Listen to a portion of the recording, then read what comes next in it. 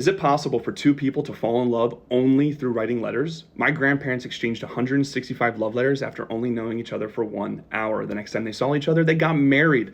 I'm reading a letter a day, but what I love about this letter is you see the glimpses of hope. It's the hope that brings them back together one day for that reunion. Let's go back 80 years to June 25th, 1945, and read a love letter from a Red Cross factory donut girl to her lonely lieutenant, my grandfather. Bill Deere.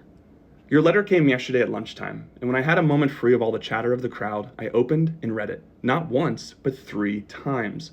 I wanted to write back then, before the excitement of hearing from you died, but I had to go back to work. And now, next morning, comes my first opportunity to write. I think you write very well. Your letters are unusually good. And what is more, many of the things you say seem to strike a kind of harmonious chord in me.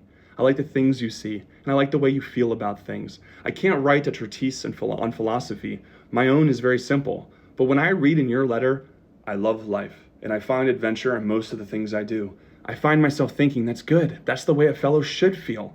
I feel that way myself, not always because I'm not always able to reach the high key, but often because I'm convinced life is the challenge you say it is, and one can find much if he has the will to see it. Bill, it just does please me to think you like my letters.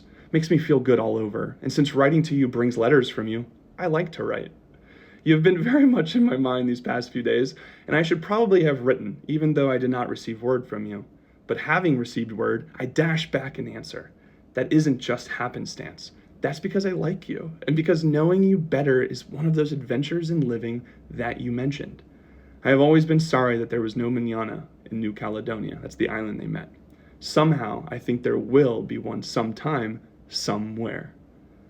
I find I must stop writing. They're crying for donuts, and I'm elected since I know how to operate the machines. I must go down and run off 500 for one of the hospitals. He's traveling the seas as a Navy boy, she's on the island pumping out donuts, and they're writing. Every opportunity that they can sneak away to their corners and write to each other, they write, and they hope for that reunion, which comes true.